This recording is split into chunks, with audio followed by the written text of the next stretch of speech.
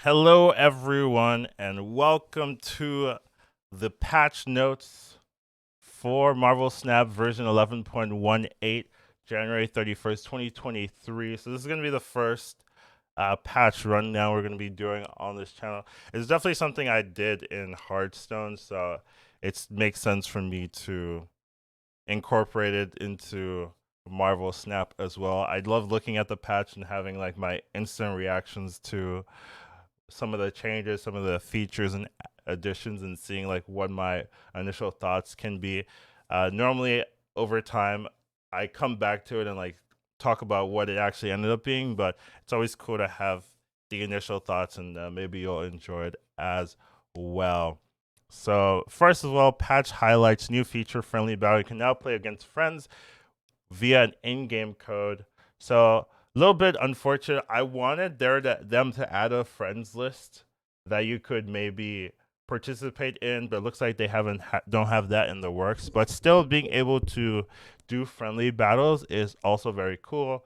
It lets you play against your friends and really test things out as well, right? Like if you have a deck idea, you can play against a friendly. You don't have to waste your rank on that, so that's going to be pretty big and really, have some more fun, make this feel more of a community, because that is one thing that is a little lacking, the community aspect of it. I think, streamers and stuff, like, they'll talk to each other, but if you're just a casual player, uh it's kind of weird that you can't play with your friends. So kind of happy to see something like this. Would love to see a dedicated friend system, also a spectate system. Those are things that I'm used to from Hearthstone that they don't have here. So I would definitely love them to add those type of features to the game. General updates: you can now change your name within the avatar menu once every 30 days. That's pretty interesting. You know what my immediate advice for that would be? Uh, if you make a new account, just put a bot name, to climb, and then once you hit infinite, then go back to your real name, and then every season you can go back to the bot name. That would be my instant advice, but maybe that's like too much for you. Maybe you don't want to do that. But if you want every advantage, like pretending to be a bot initially can help you out. So like that would be my first thought. But this is also it's just a good quality of life thing if you don't like your name or you want to change it. I do think there's like too many Ben Brode copycats in the game at the moment, so you can now there's probably going to be more, so that's going to be fun. And then there's like it's hard to differentiate yourself from other people, so that's going to be a little bit weird, but I guess it's fine. Like it's not a bad thing to have. It's just like humans can use it deviously, I would say. Zaba isn't added to Series 5 in the token shop. We all knew this was going to happen. Zabu, the Series Pass card, usually the Series Pass cards move to Series 5 because they want you to buy it. If it moved to Series 3, then the impact of buying the card would lessen quite dramatically. I would say like you don't have to buy the card or the pass anymore. But since it's moved to such a high series, it's now a little bit weird. I wouldn't mind it going to like Series 4 initially because I think like that's still a barrier, but it's more accessible. And if you don't have the card, then it's gonna feel pretty horrible. So that one might be I would be more happy with, but I just think like it going to Series 5, it feels so rough if you don't get the card, if you don't buy the card, because like now you have like no chance to get it really until you complete until you complete the Series 3. And even if you complete the Series 3, you're spending your month getting a card that everyone has, right? It's like so rough. If it's Series 4, it's a little bit more manageable, but they have their own metrics for whatever. Updated player support conversations now have a red dot different notification to let you know a response is waiting. I guess that's nice, a quality of life change. A lot of the thank you for the subs. I'll get to it. I'll get to it, Cam. But let me finish this real quick. It's not gonna be real quick. It's not gonna be real quick. But I do think the support conversations are a little bit automated, so it's a little weird. hopefully, they get better. They have more people during the support conversations, but it's just nice to know if you have a response waiting, you don't have to guess. So that's nice. A voice over volume size has been added to the settings menu. That's good because sometimes if you are just doing the FXs of the game, right? You might want to just hear the voice, and you don't really want to hear too much of the other audio cues. So this helps, and sometimes they can be too loud if you aren't used to it. So I like more audio features is really never a bad thing, right? It just lets the people that are good with audios like tweak to how they like. So that's good. Added new effect for Ghost Rider when there's no card in play. That's fine. I mean, that's just a visual effect, right? Some cards don't have good visual effects yet, so adding more and more is always a good add. All right, so now we have some balance updates. Card updates leader. So leader's getting changed. 6-7. So it's still 6 cost, 7 power. That's weird. Um Copy all cards your opponent played to the location to the right, but on your side. Copy all cards your opponent played to the location to the right. Copy all cards your opponent played to the location to the right. I wonder if I could. I would love to see an example of the card.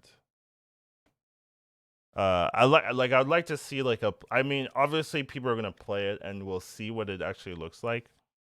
But this could be interpreted in a number of ways. It could be interpreted where um, it's just like leader, but it only copies the location to the right of where leader played, or could it be it just copies all cards that the opponent has played in the right location? Um, and then is it playing those cards in the leader spot, or is it playing those cards in the right location as well? Um, so definitely need to see what it looks like, but I do think like it's gonna be worse, right? Like just off principle, if they change leader and it's better, then they've messed up, right? So um I do think this is going to probably like it looks like it's designed to be a nerf, right? Because people just complain about leader, etc., etc. So um definitely interesting. We'll talk about Twitch 92 per. We'll talk about Silver Surfer and Zabu actually. Leader's a prominent finisher in the current meta, and we're not happy with some of the card choices and play patterns he encourages, especially his strength against other cool 6-cost cards. We're training Leader to open copy locations played at the location to his right with more base power to compensate. We hope that this change will reward clever predictions and reduce the frustration of playing against him. I think that's fair. Like Leader is a very frustrating card. You could say there's counterplay, but the frustration of the card is a lot. So this could help. I will say like there are ways to manipulate leader with this change to make it like also playable. But we'll have to see, right? Like I'm not like my instinct is like this can still work. That's my instinct, but it does require a little bit more thought process. You have to design a deck around leader. Where before, like I would say the main issue with leader before is that you didn't have to design any deck around it. I would say you could probably put leader in any deck and it was fine. Where here you're going to have to think about, okay, how do I want this leader to work? How is the play pattern going to be? So it's going to require more thinking, and I think that's generally good, right? You don't want things to be brain dead easy to play. So I'm fine with this. But we're gonna have to see if it's actually um hard to make this card work, right? Like that's gonna be my um in like my look. Like, is this card going to be hard to make work, or is it still gonna be playable? So Uh, haven't seen it in play yet, but we're gonna see and we're gonna see how it feels. So that's just something interesting to talk about. But yeah, it definitely looks like a nerf. We'll see how it actually turns out playing in game. Wolverine. When this card is discarded or destroyed, regenerate as a random location with +2 power. So this is a buff, right? Because Wolverine only really sees play with Galactus, and there's like no benefit of killing the card. So now it's gonna get +2 power. So now there's gonna be some benefits to killing the card. So I think this is okay. Where Wolverine sees virtually no play at the moment, yes, that's true because it's only being played in Galactus. You can also maybe play in Destroyer, but it's pretty much only playing Galactus. We're giving him a substantial buff to reward players for activating effect and creating new deck building options at both low and high collection levels. We've updated his card from play to regenerate to better reflect his gameplay functionality. This is purely a flavor and clarity choice. That's fair. Um, Text only updates. In addition to Wolverine, a few cards use the word play in their text when they don't actually play anything. This small update aims to avoid players misinterpreting. That's true. So Hela and Jubilee. Yeah, that makes sense because those cards don't actually play things. So you can like get these cards in like Death's Domain, right? If you play Jubilee in Death's Domain, the card um summoned survives Death's Domain. And if you think, oh, the card is being played, then it should actually be played in Death's Domain and then die, but it doesn't. So it's because it's not actually being played. So I do think this helps. Uses more Sentry as well. Uses more consistent languages for similar effects. Okay, those are all fine. So we do have the big leader change and then Wolverine change. So it's really only leader being adjusted. Is that really the only thing? All right, so let's look at the location updates. So the raft removing the word draw for accuracy because you're not drawing the card. That's true. Removing a card for brevity. Okay, that's fair as well. And then some bug fixes. So these bug fixes, I'm not gonna go too deep into. News items should now show blah blah blah. I'm just checking if there's anything that like jumps out to me being very important. A lot of these are VFX effects and changes, so they're not like they're not gonna change how you play the game. And these are some known issues, but they're not like crazy. I guess Altar of Death doesn't give you bonus energy of Green Goblin or Hobgoblin. That's kind of important. Um,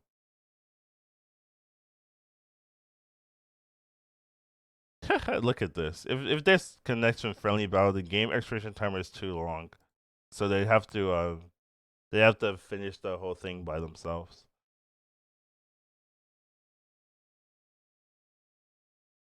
Chibi Spider Man doesn't animate enough. That's funny. Uh, Playing more than one spot, absorbing mana in a row can cause a loop. Interesting. Okay.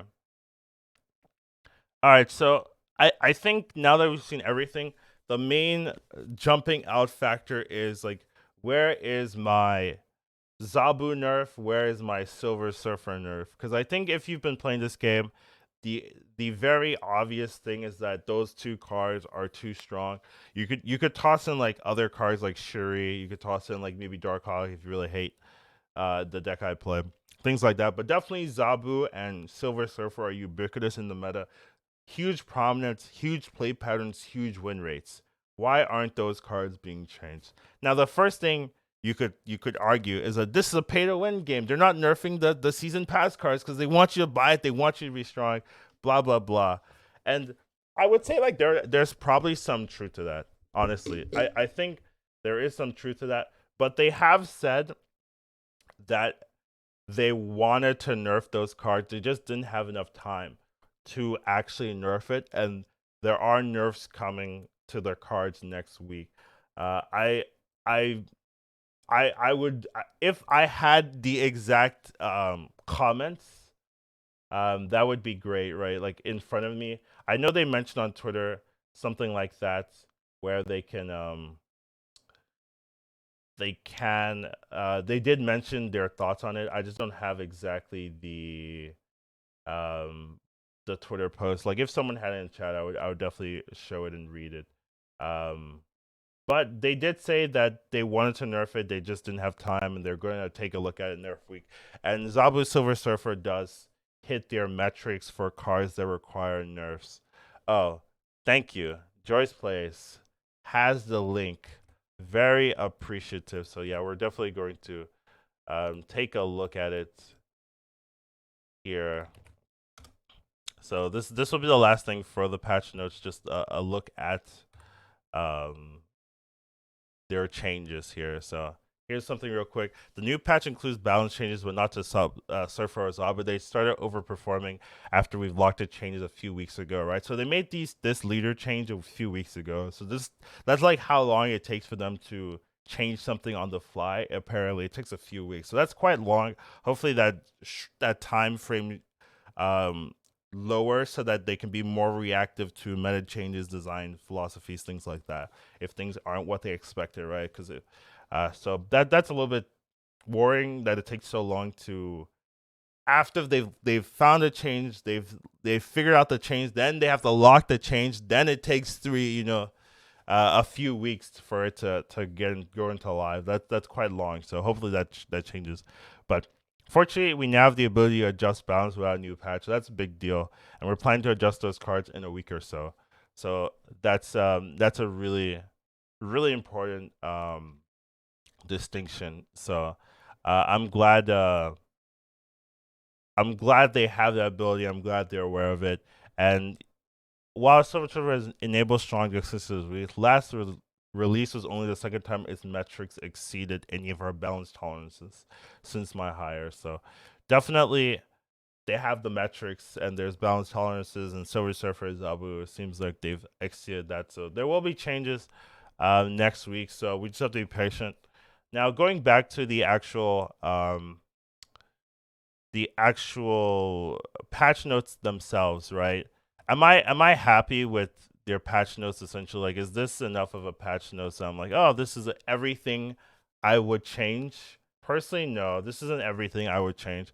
I think there's definitely some more cards that could be looked at to be changed, but um I guess I'll just have to wait and see, especially with the following changes next week. If I think these are like great changes or things. The one problem I would say, like the main, like one of the bigger problems as well with how the game is designed is that when a card is released, it usually goes into Series 5, right? It usually goes in the highest pool. And then what will happen is the beta players and the whales will get that new card, and then they'll try the card, they'll figure out what if it's good or not, and then they'll figure out whether it should become meta, da da da da da. And then what happens is that those cards get played by the beta players and the whales, and then they'll figure out it's too strong or not playable. But if it's too strong, then they just get to abuse it, and then second dinner will be like, okay, that card we added too strong, let's nerf it. So now the beta players and the whales get to have abused the strong addition, and then the regular players, the global release players, they don't get to play with the strong version of the card anymore, right? They don't get to play with that new card. So pretty much only the beta players and the whales get to play test the strong cards, and then everyone else gets to play like the adjusted version of the card, or the nerfs version of the card. And that just seems like a big it seems unfair. That's I guess it's gonna seem unfair because it seems like they just get to play with the new cards, and then if it's broken, it gets nerfed before we get to play it.